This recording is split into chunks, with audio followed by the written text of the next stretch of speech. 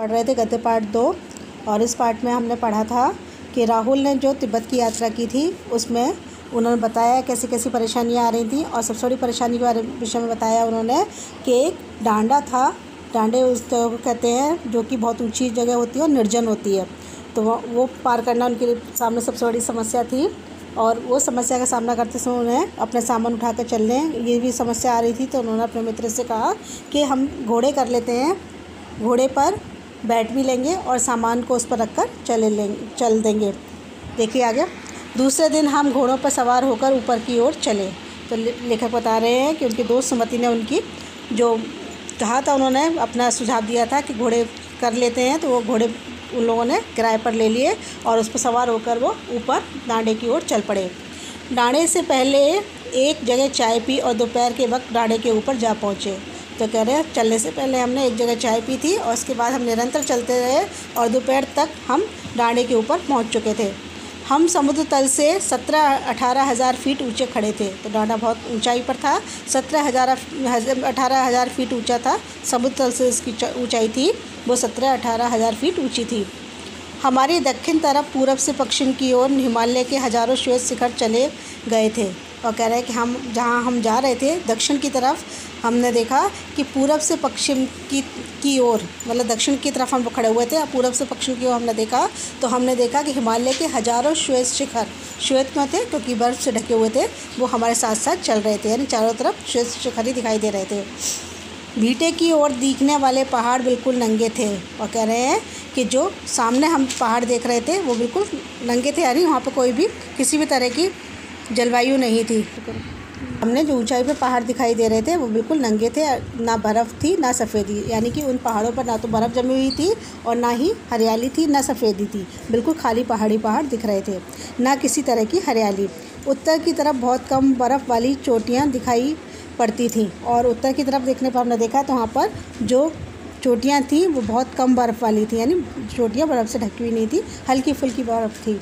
सर्वोच्च स्थान पर डांडे के देवता का स्थान था और सबसे ऊंचाई पर जाकर हमने देखा कि वहाँ पर डांडे के देवता माना जाता है। वहाँ के लोगों की मान्यता है कि वहाँ जो मंदिर है वो इस डांडे के देवता का मंदिर है, जो पत्थरों के ढेर, जानवरों के सींगों और रंग बिरंगे कपड़ों की झंडियों से सजाया गया है। और वहाँ के लोगों की मान्यता जैसी होगी उसके हिसाब से उन लोगों ने उस मंदिर को पत्थरों के ढेर से, जानवरों के सींगों से और रंग बिरंगे कपड़ों से सजाया हुआ था।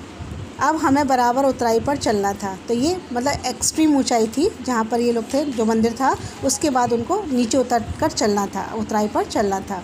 चढ़ाई तो कुछ दूर थोड़ी मुश्किल थी लेकिन उतराई बिल्कुल नहीं। तो कह रहे हैं चढ़ाई तो मुश्किल थी यहाँ पर की, लेकिन उतराई बिल्कुल मुश्किल नहीं थी, हमें बस उतरते जाना था। शायद 2-1 और सवार साथी हमारे साथ चल रहे थे। कह रहे कि कुछ लोग उनमें से ऐसे लग रहे थे जो हमारे साथ नीचे से ही आ रहे थे। मेरा घोड़ा कुछ धीमे चलने लगा। कह रहे हैं कि ऊंचाई, जब चढ़ाई के कारण मेरा घोड़ा जो था थोड़ा सुस्त होगा, थोड़ा एक्टिव नहीं था इतना, तो वो थोड़ा धीरे चलने लगा। मैंने समझा कि चढ़ाई की थकावट के कारण ऐसा कर रहा है। तो लेखक को उस पर दया आ गई, उसको लगा कि इस जहाँ हम लोग चढ़े थे इसलिए थकावट हो गई होगी और इसी कारण इतना धीमे धीमे चल रहा है, और उसे मारना नहीं चाहता था। अगर लेखक चाहता तो उसके ऊपर एक आध हंटर लगा देता तो उसकी चाल बढ़ जाती है, लेकिन लेखक कह रहा है कि मुझे उस पर तरस आ रहा था थकावट के कारण, इसलिए मैंने उसको मारना उचित नहीं समझा।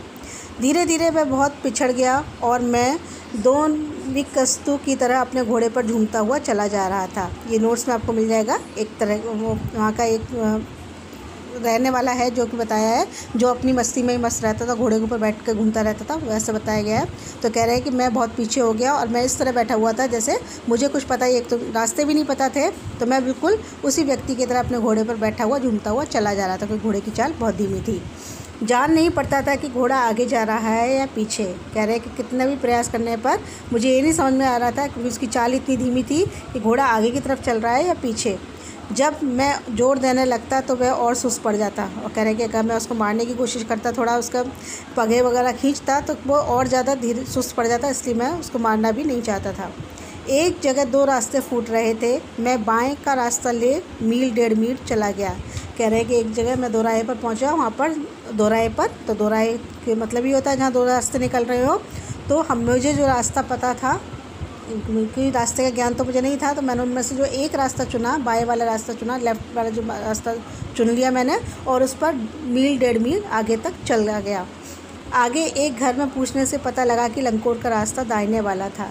तो कह रहे हैं मैं बहुत दूर तक चला आया, लेकिन मुझे कुछ लग रहा था शायद मैं गलत चल रहा हूँ, और मैंने अपनी जिज्ञासा को शांत करने के लिए वहाँ में एक घर में जाकर पूछा कि लंकोर जाने के लिए रास्ता कौन सा है। तो उन्होंने बताया कि तुमने पीछे से ही गलत रास्ता पकड़ा है, दाहिने वाला यानी राइट वाला जो रास्ता था वो आपको पकड़ना था, लेकिन आपने लेफ़्ट वाला रास्ता पकड़ा है जो कि गलत है।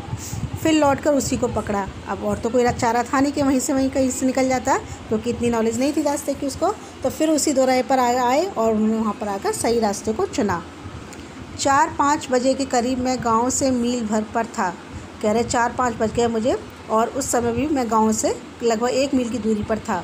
तो सुमति इंतज़ार करते हुए मिले, और मैंने देखा वहीं पर सुमति मेरा इंतज़ार कर रहा था। मंगोलों का मुंह वैसे ही लाल होता है, और अब तो वो बहुत गुस्से में थे। तो कह रहे हैं सुमति जो थे वो मंगोल थे, और मंगोल जाति के लोगों की विशेषता होती है कि उनका मुंह लाल होता है, मतलब इतने ज़्यादा गोरे होते हैं कि लाल लाल दिखाई देते हैं। लेकिन इस समय तो वो और ज़्यादा गुस्से में थे, तो गुस्से के कारण और ज़्यादा लाल हो गया था। उन्होंने कहा मैंने 2 टोकरी कंडे फूंक डाले, 3 बार चाय को गर्म किया, और मुझे देखते ही उन्होंने अपना गुस्सा निकालना शुरू किया और कहा कि तुम्हारे इंतज़ार में मैंने चाय गर्म करने के लिए 2-3 टोकरी कंडे फूंक डाले, यानी बार बार चाय को गर्म करता। तुम्हारा इंतज़ार कर रहा था कि शायद तुम आ जाओ तो गर्म गर्म चाय पियेंगे, लेकिन तुम हर बार चाय ठंडी हो जाती थी और तुम नहीं आए। मैंने बहुत नरमी से जवाब दिया, लेकिन मेरा कसूर नहीं है मित्र, देख नहीं रहे हो कैसा घोड़ा मुझे मिला है। तो कह रहे हैं कि उसका क्रोध देखकर मुझे शांत रहना ही उचित जान पड़ा, और मैंने उससे क्षमा मांगते हुए कहा कि इसमें मेरा कोई दोष नहीं है। नरमी से जवाब दिया, नहीं, मैंने उसको पोलाइटली बोला कि मेरे इसमें मेरी गलती नहीं है मित्र, देखो मेरा जो घोड़ा है वो कैसा है, कितना सुस्त है, इसी कारण मैं लेट हो गया। मैं तो रात तक पहुंचने की उम्मीद रखता था, और मैंने अपने मित्र से ये भी कहा कि वो तो अच्छा हुआ कि मैं इस समय तक आ गया। मुझे तो लग रहा था जिस तरह गति से चल रहा था, मुझे तो ये उम्मीद थी कि रात तक भी पहुंच जाए तो बहुत समझो। खैर, सुमति को जितनी जल्दी गुस्सा आता था उतनी ही जल्दी वह ठंडा भी हो जाता था। तो कह रहे हैं सुमति बहुत अच्छे नेचर का था, बहुत अच्छी प्रकृति स्वभाव का था। वो जितनी जल्दी गुस्सा होता था उतनी जल्दी वो शांत भी हो जाता था, उतनी जल्दी उसका गुस्सा शांत हो गया। लंकोर में वह एक अच्छी जगह पर ठहरे थे। तो हम कह रहे हैं कि हम लोग लंकोर में एक अच्छी जगह स्थान पर हमें ठहरने के लिए अच्छा स्थान मिल गया, हम वहीं ठहर गए। यहाँ भी उसके अच्छे यजमान थे। कह रहे हैं जो ये सुमति जो था, हालांकि आगे उन्होंने नहीं बताया कहानी में, लेकिन सुमति जो थे वो एक यजमान पंडिताई का जैसे काम होता है अपन लोगों के यहाँ पर, उसी तरह का काम करते हैं। तो यहाँ पर भी उनके यजमान थे। यजमान यानी वो व्यक्ति जिनके घर में पूजा पाठ होती है वो यजमान कहलाते हैं। तो पंडितों के जो ग्राहक कह सकते हैं हम, वो यजमान होते हैं। तो यहाँ पर भी उनकी कुछ अच्छे जान पहचान के लोग थे, उनके यजमान थे। पहले चाय सत्तू खाया, रात को गर्मागर्म थुप्पा मिला। कह रहे हैं कि उन लोगों ने हमारी बड़ी खातिरदारी की। पहले तो उन्होंने चाय सत्तू वगैरह खिला कर नाश्ता करवाया हम लोगों को, और रात को गर्मागर्म थुप्पा मिला। वहाँ की कोई एक डिश होती होगी तिब्बत की, तो रात को गर्म गर्म उन्होंने हमको वो खिलाया। अब हम तिगड़ी के विशाल मैदान में थे। तो कह रहे हैं कि अगले दिन जब हम वहाँ से निकले तो हम तिगड़ी, एक वहाँ जगह का नाम है, उसके लंबा चौड़ा मैदान था, वहाँ पर थे, जो पहाड़ों से घिरा टापू सा मालूम होता था। तो क्यों कहा विशाल मैदान, क्योंकि उसके चारों तरफ पहाड़ थे। तो जिस तरह से कोई आइलैंड होता है, टापू होता है, चारों तरफ पानी पानी हो, बीच में जगह होती है, उसी तरह से लग रहा था कि हम चारों तरफ से पहाड़ों से घिरे हुए थे और बीच में ही टुकड़ा था। ऐसा लग रहा था मानो हम किसी टापू पर खड़े हैं, जिसमें दूर एक छोटी सी पहाड़ी मैदान के भीतर दिखाई पड़ती है। और वहाँ से देखने पर दूर एक हमें पहाड़ी दिखाई पड़ती है, जो कि हमें लग रहा था कि हमें वहीं पहुँचना है। उसी पहाड़ी का नाम है तिगड़ी समाधिगिरी, और उस पहाड़ी का जो नाम है बताया है तिगड़ी समाधिगिरी के नाम से जानी जाती है। आसपास के गांव में भी सुमति के कितने ही यजमान थे, और वहाँ पर जितने भी आसपास गांव थे उन सभी गाँवों में उनके यजमान रहते थे, यानी उनसे पूजा पाठ कराने वाले लोग रहते थे। कपड़े की पतली पतली चिरी बत्तियों के गंडे ख़त्म नहीं हो सकते थे, क्योंकि बोध गया से लाए कपड़े के ख़त्म हो जाने पर किसी कपड़े से बोध गया का गंडा बना लेते थे।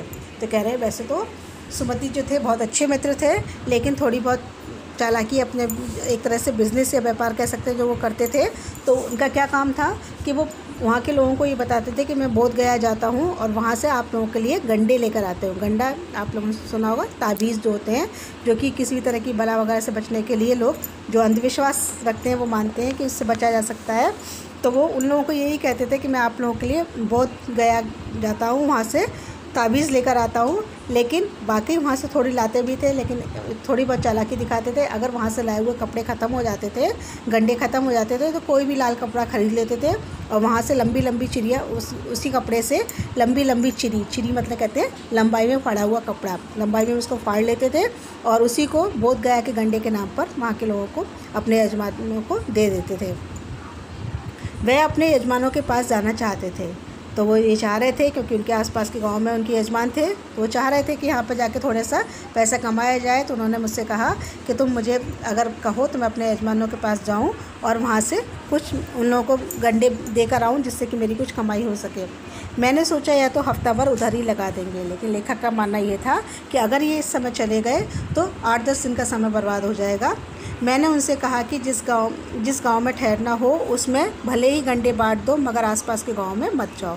तो लेखक कह रहे हैं कि मैंने उनसे मना कर दिया कि रहने दो, हम जिस गांव में ठहरेंगे वहीं पर गंडे बांट देना और कहीं मत जाओ।